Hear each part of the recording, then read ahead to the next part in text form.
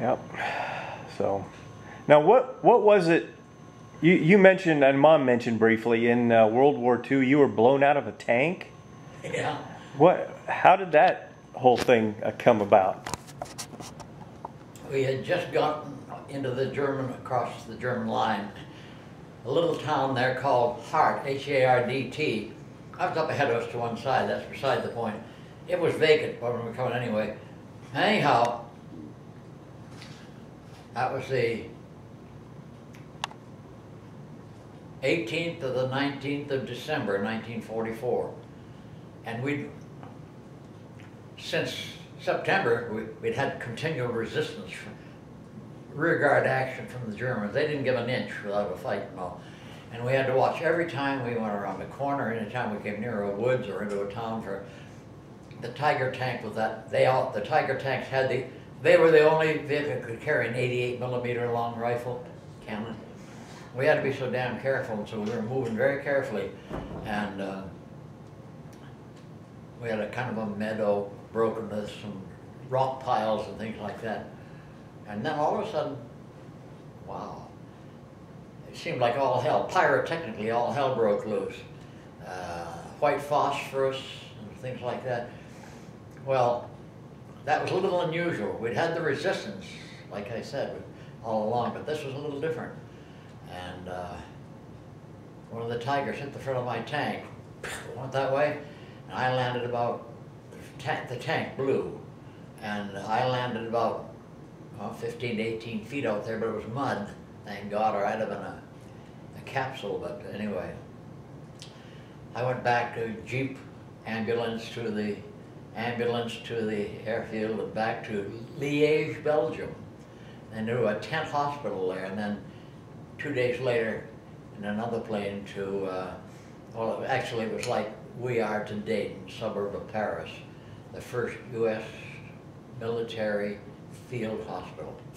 And it had been a regular building well before the war.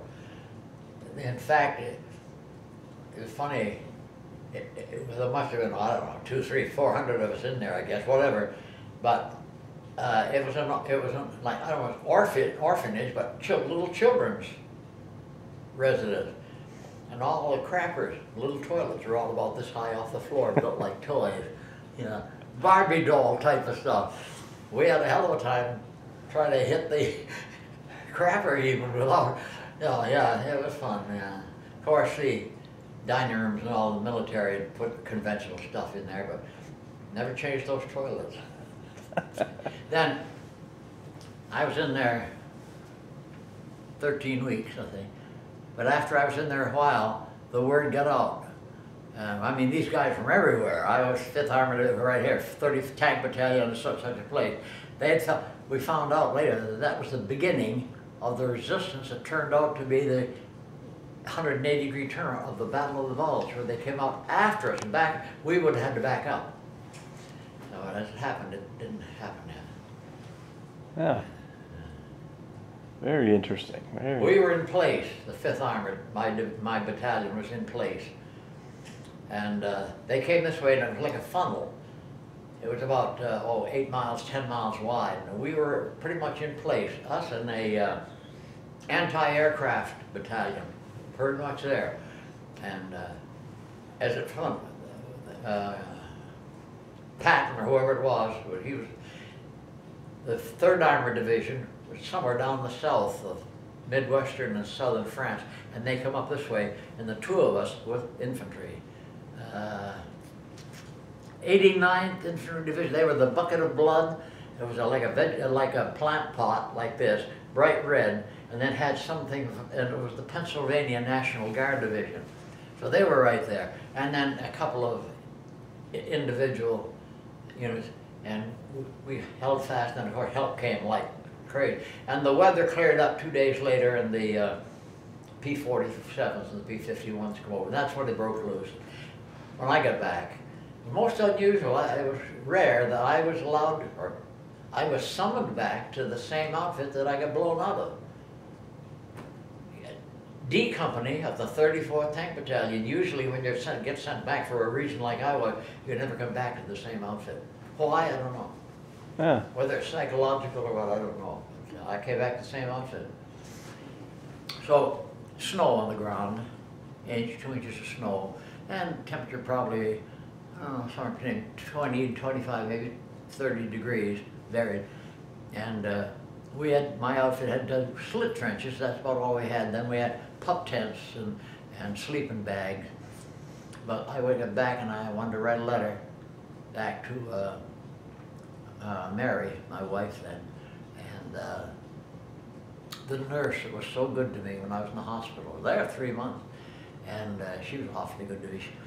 She was a captain, and she was a Canadian out of Ottawa. I told her, I said, a captain in the American forces, you damn Canuck? And she laughed, she said, yeah, I come over here and volunteered. Anyway, I wanted to write a letter back to him. So I asked if I could get into our 2.5-ton trucks in this case, with our canvas back, with our stoves in there for food. They tried to keep it with us as long as we were enveloped and get us away from K rations and C rations and cold food like that. So I knew there'd be a little heat. I asked if I could go in the pickup truck, 2.5-ton, and write the letter. So I wrote a letter to Dorothy, and I wrote a letter to, I forget, the nurse, and switched envelopes. Hi, sayonara. Yeah. I never heard a word about it, either from the nurse, of course. I don't know where that went, but never heard a word from my wife, no. She was a trooper. I'd been away 2 years then. Yeah. Next question. No, that's neat. That's neat. You know, and that you still have excellent memories of that day. You know, of those days. It's good to revive them, though I'll never forget some of that stuff. Yeah. We were going along, come out of some brush along the Elbe River, and it was flowing here, a good-sized river, and it was kind of a semi-field here, and then the woods here. We come out of the woods, we're going along parallel with the river. Then there was a bridge that was blown up by our people, but the Germans had put a pontoon bridge across. Well, what we didn't, across the other side, there was another parallel road. We didn't know how wide it was, we were looking across horizontal, but there was kind of a cliff behind that, a good-sized cliff. And what we didn't know was that they dug into that cliff and had anti-tank guns in there. Anti-tank. They would have been 75, 76 millimeter long rifles and cannons. And we didn't know that. As we come out of here, there was maybe 10 or 11 of us in trail at that point, and going on, heading for that pontoon bridge. We're going to ask for the engineers to check it out. And all of a sudden, boom, and well, it was Lieutenant Merritt's #2 tank. He was the platoon behind me, flared, and Captain Harvey in the platoon ahead of me yelled, the woods, and we all took off because we knew we were sitting ducks, very much like ducks in a shooting gallery lined up there. So we all got down and made it back to the woods and got back inside. And our last 3 platoons were still back in there, so we made camp back there. And Harvey made the mention, he said, boy, my SOI is back in my tank and all. Signal operating instructions, that was our menu, so to speak, for the next 30 days of what we were going to go, what we're going to try to do. And he said, we don't want that to get into their hands because they come across the river so easily, you know. So Sergeant Schreier, my platoon sergeant, and I thought, well, let's try it. I was 23 years old, an Eagle Scout, and he was an athlete. So we took off across there, got to the river, got to Harvey's tank, and got down the turret and got the loose leaf notebook type of thing, 3-ring out, and got down, got back into the woods again. It was dark by that time. In fact, it had been dark for a while. In fact, we couldn't have got to the tank if it hadn't been dark. But it was dark, and we were working our way through. Schreier's ahead, and all of a sudden he went like this. And our encampment was about 2 miles. We weren't back in that far that day, away from the river. And he held his hand up, and we listened, and all of a sudden there was a kind of a farm trail almost going right along, parallel to the river back into the woods. And we listened, and here they came. Boom. Do you remember the war song, Lily Marlene? Ta ta da dum dum dum da dum da dum dum dum da dum dum da dum da dum da dum bum boom, boom, boom, boom, boom, boom, boom, boom, very softly, and here came about a patrol of about 8 Germans, rifles slung, humming that song to themselves. Well, we were down and let them on by. Then we went on and got to the town, and some more showed up, and we ducked into a store. Well, just a little. They didn't have a crossroad, they didn't have a gas station, they maybe didn't have a post office, maybe 500 people or something. We ducked in the store, and we were only about 15 miles inside the German border, and I'm sure there was a lot of cohabitation in peace times between the French here and the Germans here, back and forth, you know, like us in Canada, back and forth.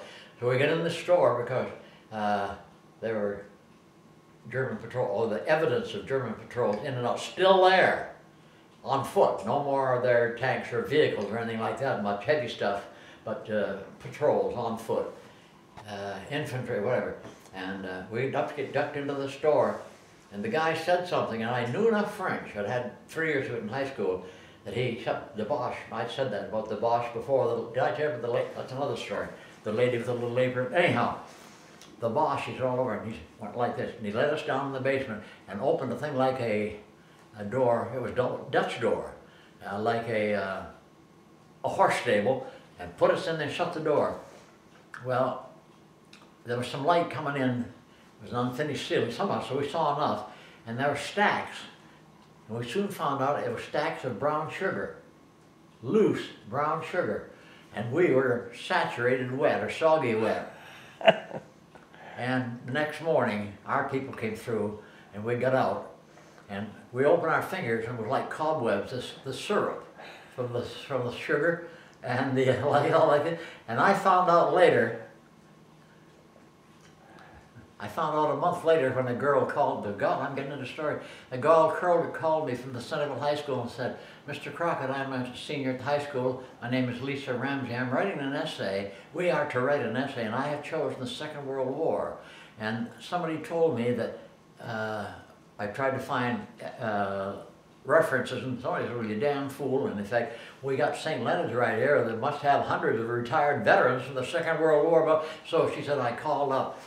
I called yesterday, and the girl said, look, yes, we got several, but she said, you talked to a man by the name of Russ Crockett. He went through quite a bit. He could help us, so she called me. And she wrote the essay. And I was with her an hour and a half.